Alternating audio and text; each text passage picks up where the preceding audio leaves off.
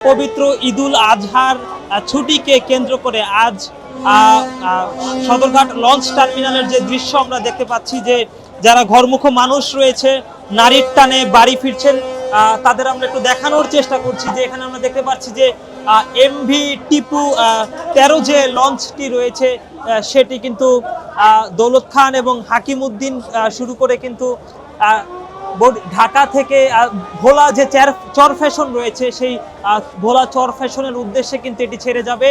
নারীর টানে বাড়ি ফিরছেন ঘরমুখো মানুষ। এই মুহূর্তে আমরা সদরঘাটে দেখতে পাচ্ছি যে ঘরমুখো মানুষের ঢল ছুটেছে।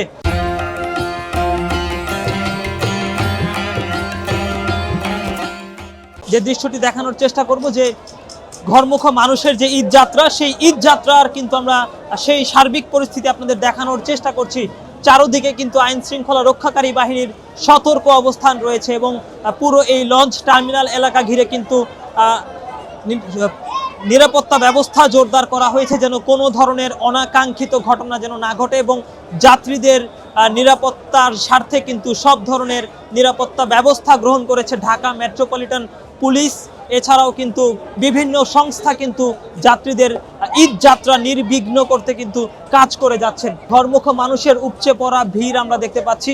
সকাল দিকে কিছুটা ফাঁকা থাকলেও বিকেল গড়ানোর সঙ্গে সঙ্গেই কিন্তু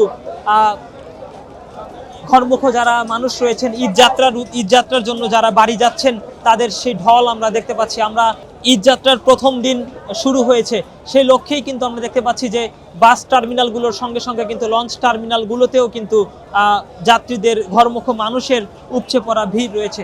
দর্শক, এই ছিল রাজধানীর সদরঘাট লঞ্চ টার্মিনাল থেকে আমার কাছে সবশেষ তথ্য।